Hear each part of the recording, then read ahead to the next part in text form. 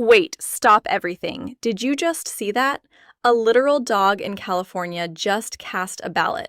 This isn't a joke, it's a documented forensic finding by a district attorney. We're looking at a system so broken that pets are getting mailed ballots and voting Republican.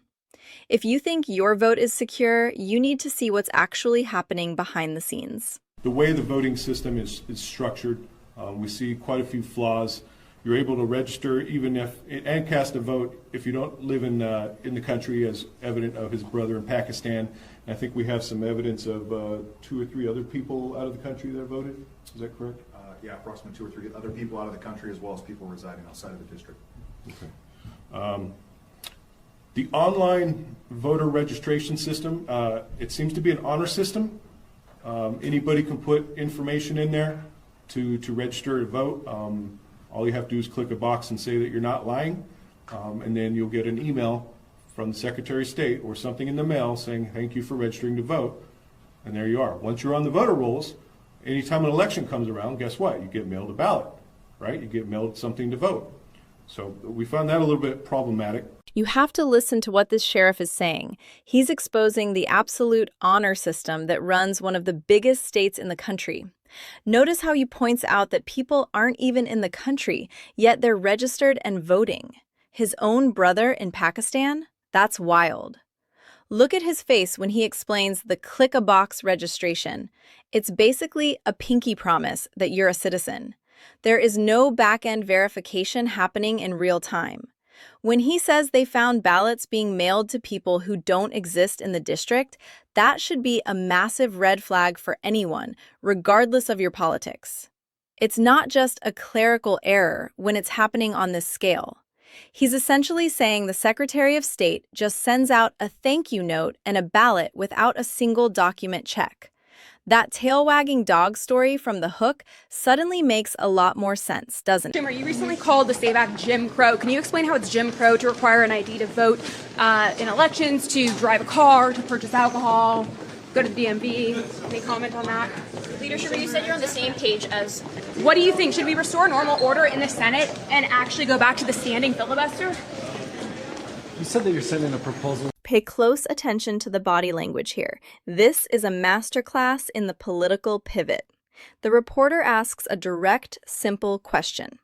If we need an ID to drive, buy a drink, or visit the DMV, why is it Jim Crow to ask for one at the ballot box? And look at Schumer. He doesn't even blink. He just stares straight ahead, completely silent, waiting for the elevator or the next door to open. That silence is louder than any speech he's ever given.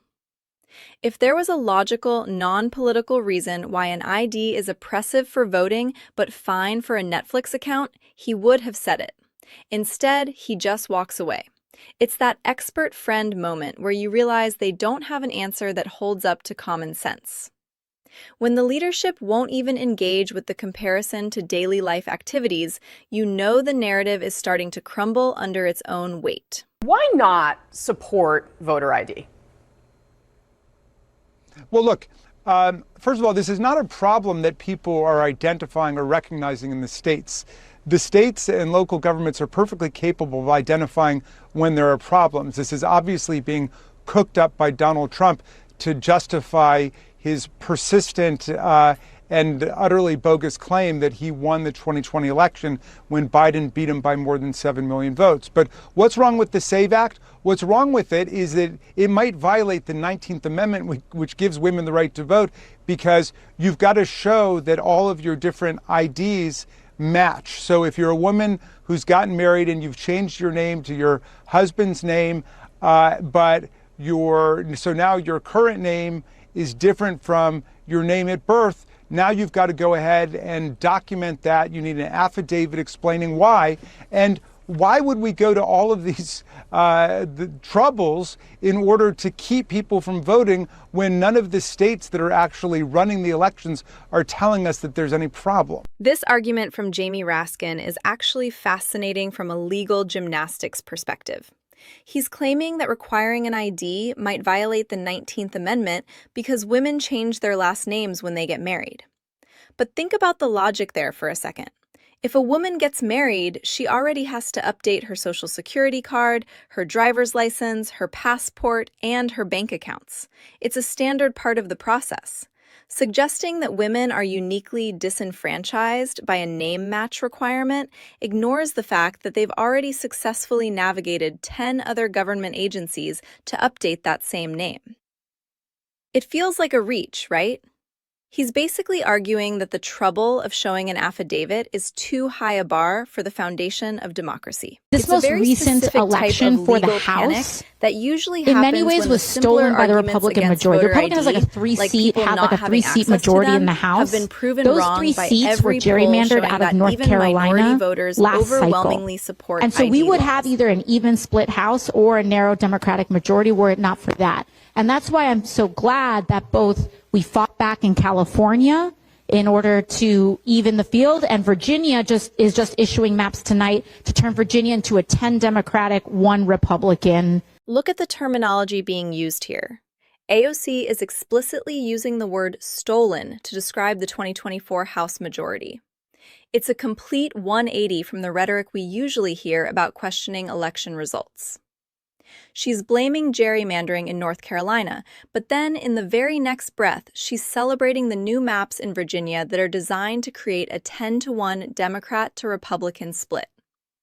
It's only stealing when the other side does it, apparently. When her side fights back in California or Virginia to even the field, it's just redistricting. This is why the average person feels so disconnected from DC. Both sides are playing the same game with the maps, but they've convinced themselves that their version of gerrymandering is democratic, while the other side's is criminal. If you look at the map she's talking about, it basically erases representation for half the state's geographic area.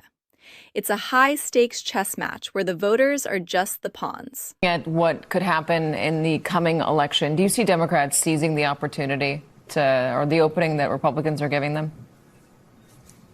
Yeah, Katie, reluctantly. I mean, people toggle back and forth between both of these parties. The duopoly is absolutely failing working class people. I mean, I wish that the Republicans were as worked up as they are about a fake crisis when it comes to people in mass illegally voting as they were about people being able to afford things. I mean, 66% of Americans live paycheck to paycheck. I wish they were as worked up about increasing the minimum wage and things that would really change material conditions. The reason why the voters go back and forth, this will not, when Democrats win, and they are going to win, this is no pat on the back because they've been so great. It is because the Republicans have been so bad. And so as you see, the American people go back and forth between evil and the lesser of two evils. That is what this election.